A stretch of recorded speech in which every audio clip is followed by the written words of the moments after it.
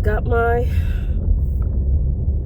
last full chop before winter, and I feel the difference. It's like, ooh, if I do this during the winter, I'm going to have to put a hat on or something. But it is way easier to handle. So I guess I'll be doing a cap.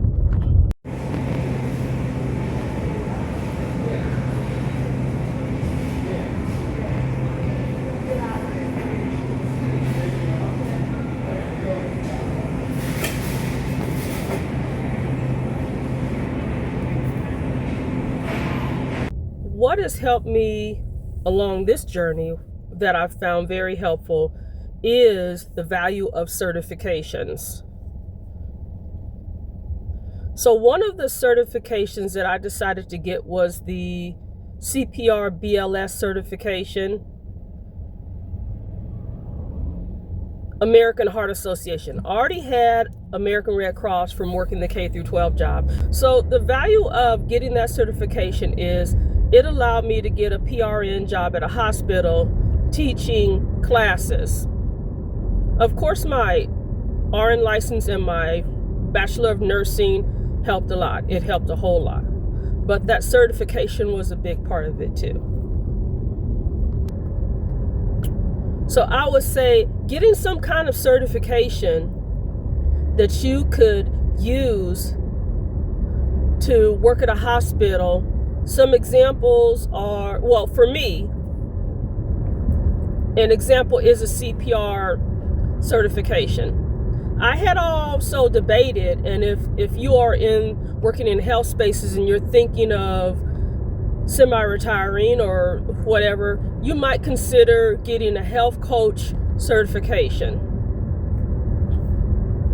The other thing you might want to think of is there are a number of free classes that you could take. A lot of them lead up to certification.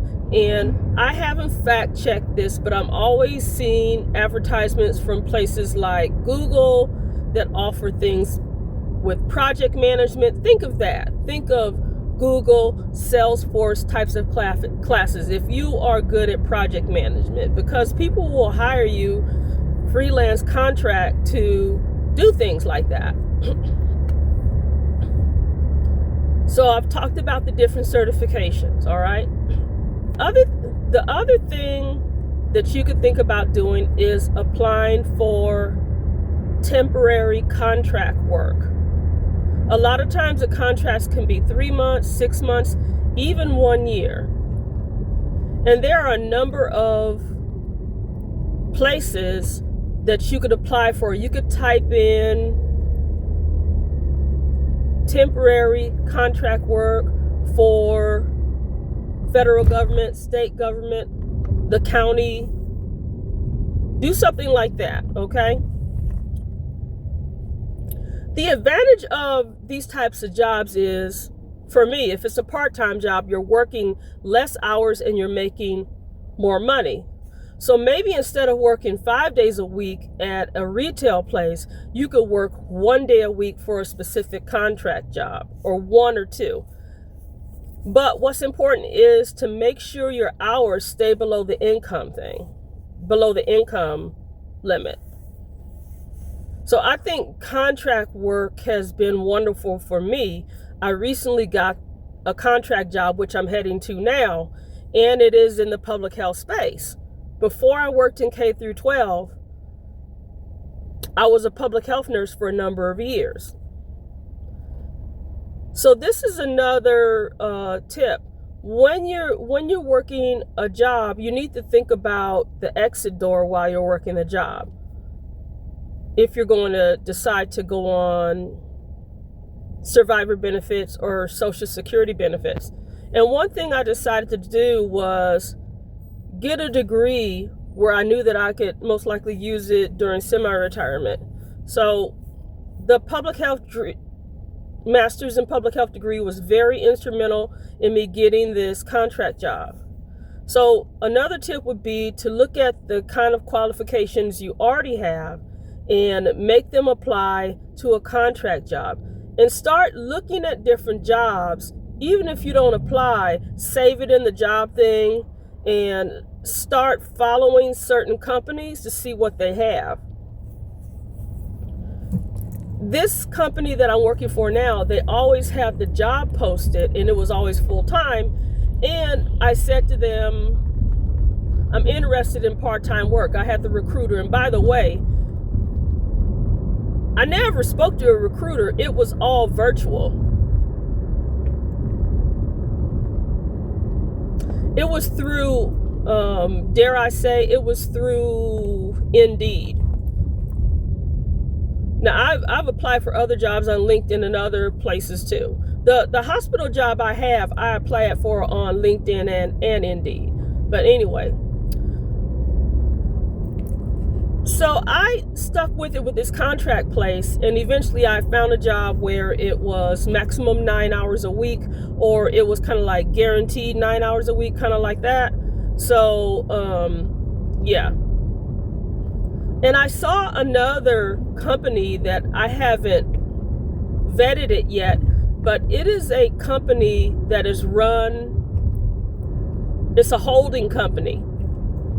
So you might want to look in, type in what you're interested in. Like you could say, working for whatever, government agency, contract work, and just keep searching like that.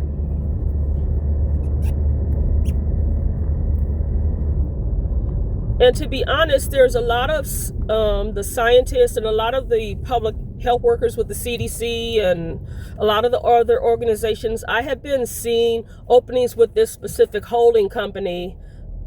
I have already posted something on LinkedIn with the name of the company. You could go to LinkedIn. I do my career pivot, Danielle, the career pivot bestie post. You can go over there on LinkedIn to see them. The other thing that you could think of is retail work. So I know a lot of people think of, well, retail work, working at Walmart or working at Home Depot or Lowe's. And by the way, it's nothing wrong with that. But there are certain retail things that are not necessarily, you're not working for the store. A good example is there's certain food companies that they get a certain, they're allotted certain shelves at the grocery store, and they have people come in from their company to stock things a certain way. You will see that with companies like Coca-Cola and Pepsi, but there's also companies like Mondelez. They have people come out and put out their snacks and their cookies. Another company that's like that, an example, although I haven't vetted it, examples are Hallmark or American Greeting. They will hire specific people to come out to the store and stock their products the way they want to. And you would get a certain area, a certain territory. I was talking to a lady I met at a retail place that I'm currently working at, and she's like, oh, you're doing inventory. And she's like, I used to work for, I can't remember if it was Hallmark or American Greetings. You all get the point. She's like, I would stock the cards, and it would give me a little bit extra money, a little something for the grandkids. But she's like, I really liked it, and I had a certain area, and I traveled. So you can think about something if you're the type of person that doesn't like to stay in one place. She had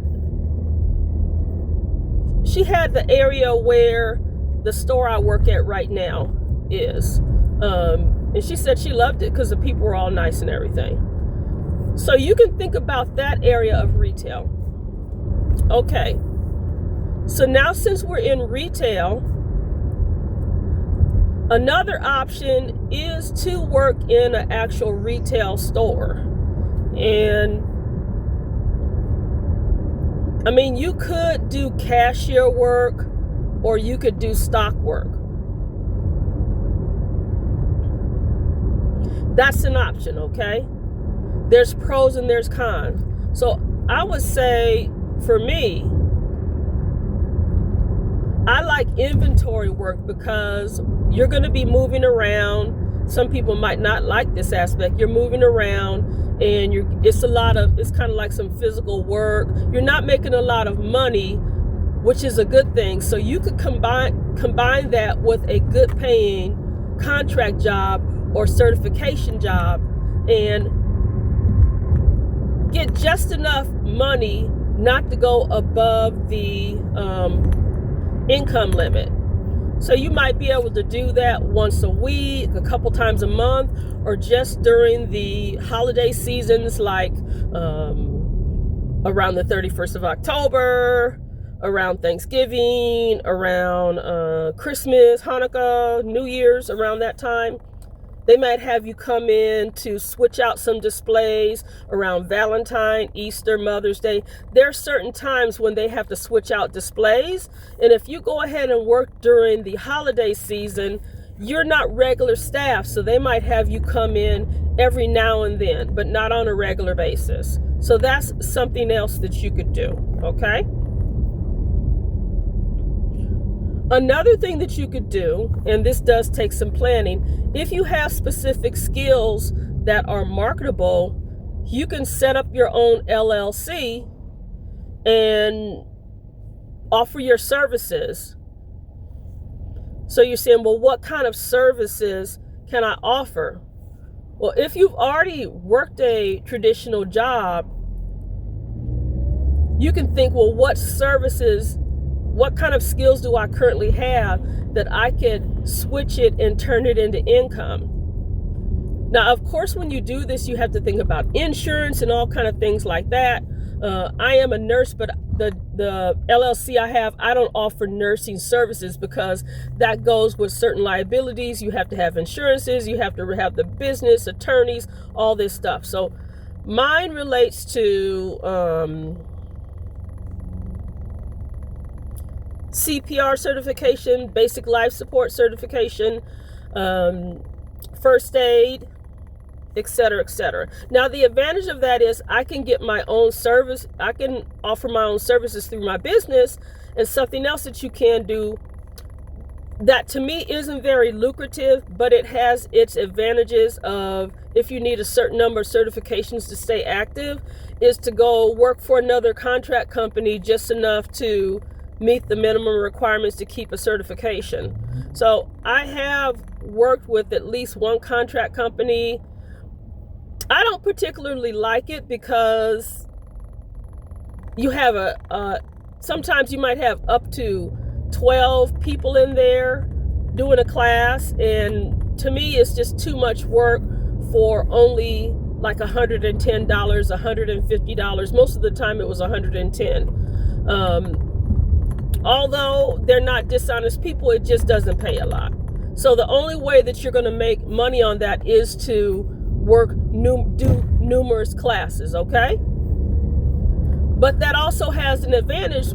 If you're not wanting to make a lot of money, you could go do that, etc., etc. But the disadvantage is you have to replace equipment. You have to have your own equipment if you do CPR, BLS, things like that, okay? Let's just say that you're very good at computers, or you used to be a secretary. You can offer your services as a virtual assistant. There's people that will pay you to do social media posts, to edit things, to be in meetings, to whatever, okay? So you could do something like that. I have a cousin that does, she does cleaning services, but something else she does is she comes in and she helps with staging things. Of course, that would take a certain amount of training, but she cleans and she stages things for sale. So if you're good at organizing, that's another option. Yeah. Something else that you could do is part-time work.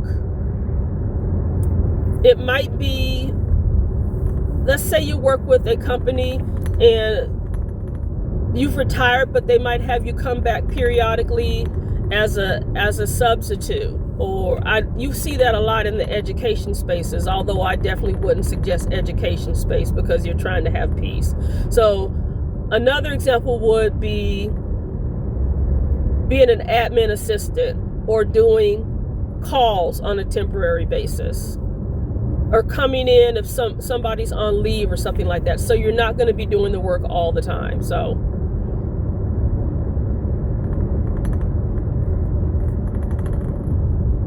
don't have much longer until I get to work. Yeah, so those are a lot of things. So right now, currently, the things that I'm doing right now are I work in the public health space. I'm doing a contract job. I'm working in hospital where I teach CPR and BLS, and I do inventory for retail. So I'm going to be working over there. A lot of times it's no more than 6 hours unless somebody's on leave, and I worked like 8.5 hours, which is probably the longest I've ever worked there. I prefer the shorter hours because it is a lot of hard work. So, okay. Something you have to really be very careful with, and I'm just going to speak from the frame of I'm a Black woman in my 60s, and this could apply to a lot of other people, all right? This could apply to men. This could apply to other races of women, but I'm speaking as a black woman in her 60s, okay? So, Black women, you need to be very careful that there's this phrase, it's called a nurse and a purse, or a nurse with a purse, all right? So what that means is when you're 60s, you have to be very careful of men that will come in and try and love bomb you, and they know that they have some health or financial issues, and they're just trying to bag someone, so they know they have a health condition. There's a good chance that they're going to fall apart at the seams. So you have to be mindful of that because they're looking for a caretaker with money, okay? So I'm not saying that there are women that are not like that. So just remember I said that I'm not a man, okay? So I can only speak as a woman, all right? So don't get offended because I already said it had real life application to different people. Don't get offended. You have to be very careful of this around this time of year because it's getting ready to be October, okay? So, cuffing season is getting ready to come up. And it's a combination of they want to get a nurse with a purse. And, you don't have to literally be a nurse, okay? Although a lot of men are attracted to nurses, they're attracted to the nurse and they think that the nurse has a purse, okay? So I happen to be a nurse with a purse, okay? So anyway, you all know what I'm talking about. Be careful during this season because people know that their bodies are breaking down and they're not taking care of themselves, and they want to have the comfort of a wife and companionship. They might not even want companionship. I had this man tell me one time, I just want somebody to fix food and watch TV with me. And there's this other man, he's like, he has a lot of nerve. He thought that he was really given a good rap. Well, I guess, hang on. All right, everybody. So yeah, be careful. Let me just go ahead and get my stuff. I need to write some stuff down here.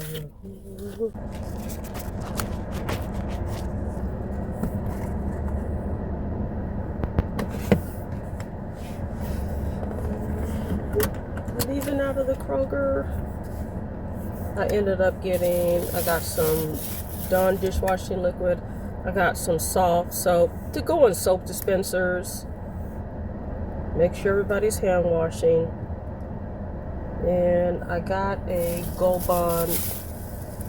It's Gold Bond Eczema Care Lotion.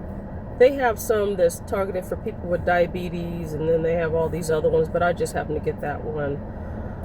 And then I got some Thomas bagels. Those work for breakfast. My grandchild, we make those into little mini pizzas. You can do all kind of stuff with that. So, yeah.